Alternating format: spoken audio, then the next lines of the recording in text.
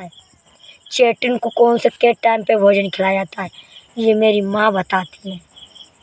हर चीज़ में अपनी माँ पे चलती लोड़ी पे, क्योंकि लोड़ी वो ज़मीन में गड़े हुए धन को भी निकाल देती है।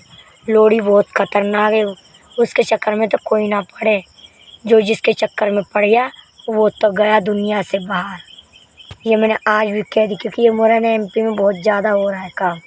भगत उनकी बस की बात नहीं है लोड़ी को बादशाह में लेने की। जो भी लोड़ी का साधक होगा ते तो गया दूर, उड़ गया, क्योंकि लोड़ी को हर एक कोई बस में नहीं कर सकता है। सिर्फ लोड़ी अपने पति के बस में है, क्योंकि उसने अपनी जान अपने पति के ऊपर दी है। सिर्फ उसका पति ही मना सकता है लोड़ी को, और वरना भगत की बस की बात तो नहीं है। भगत को तो मार के उल्ला के भाग जाएगी, पकड़ में भी नहीं आएगी, उसकी विद्या खींच ली। भगत कभी ना जाए किसी पे लोड़ी हो, भगत कभी नहीं बने, नहीं तो लोड़ी माता उसकी विद्या पूरी। हाँ, अच्छे कर्म के लिए तुम चला रहे होंगे तो माता और आशीर्वाद देगी और आगे बढ़ाइए। और तुमने दूसरे के कहने पे आके दूसरे के गलत काम के लिए इस्तेमाल करोगे विद्या, तो कभी तुम्हारा भला नहीं होगा। चाहे कोई भी हो, कितनी भी बड़ी तंत्र विद्या वाली तांत्रिक क्यों ना हो, चाहे हम ही क्यों ना हो, हम गलत करेंगे तो हमारी विद्या कभी नहीं चलेगी। और हम सत्य के लिए लड़ेंगे, दूसरे के लिए बुराई नहीं चाहेंगे, तो हमारी विद्या आयुष्य काम आवेगी। हम जो भी साधना करेंगे अच्छाई के लिए करेंगे। जो हमारे पास बुरा करने के लिए भी आएंगे तो हम बुरा कभी नहीं करेंगे, उसको पलट के उसको अच्छी ज्ञान देंगे, अच्छा विज्ञान देंगे।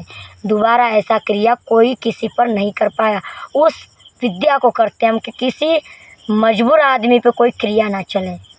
धन्यवाद। इतना कहना चाहती हूँ, हर एक अघोरी बाबा के पास ना जाया जाए, सब लूटने खाने को बैठा हुआ है।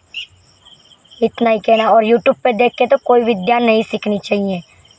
जो जानो उसी को मानो, नहीं तो वरना मत मानो। अपने ही बड़े बुजुर्गों को मानो, अपने ही माता पिता को मानो, अपने बड़े सम्मान करो, इज्जत से रहो, तो वही सबसे बड़ा भगवान है। वरना तुम किसी के पास जाओगे तो अपना गुलाम तो हर कोई बनाता है अपने मतलब के लिए। और अपने शक्ति पे, अपने बलबूते पे रहोगे तो कोई तुमको गुलाम नहीं बनाएगा, कोई तुम पे प्रभाव नहीं चलेगा। अपना भजन स्वयं करो।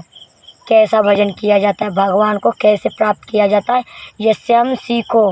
गंदगी नहीं करोगे, शराब नहीं पियोगे, दारू नहीं पियोगे, सिगरेट नहीं पियोगे, कोई नशा नहीं करोगे, तो कोई तुम्हारा मेंटल हॉस्पिटल नहीं है। और तुम नशा करोगे तो नशा तो ये नस तुम्हारी वाइब्रेशन है, ये ख़राब हो जाती है। बच्चापन से जितना तुम नशा करोगे, जितनी तुम्हारी उम्र बढ़ेगी, उतनी ये नस की ये खोपड़ा है ना, ये ख़राब हो जाती है तुम्हारी नस। ये नस को कि बाप के औकात नहीं जो इस नस में से ये धुआं पानी निकाल सके। इसमें एक बार नस में घुस गया तो वो नहीं निकल सकता, वो पागल ही होना है उसको, क्योंकि ये नस बहुत कमज़ोर होती है, तुम्हारी दिमाग की नस। इसको दिमाग बोलते, मेंटलेशन। इस मेंटलेशन में धुआं नेक भी घुस गया ना, तो कोई डॉक्टर की औकात नहीं जो इसको हटा सके। ये मेरा दावा है। कितने भी बड़े साइंटिस्ट डॉक्टर के पास जाइए, कभी वो धूम्रपान नहीं निकाल, सिर्फ लोड़ी के सिवा। लोड़ी नस में तो भी घुस के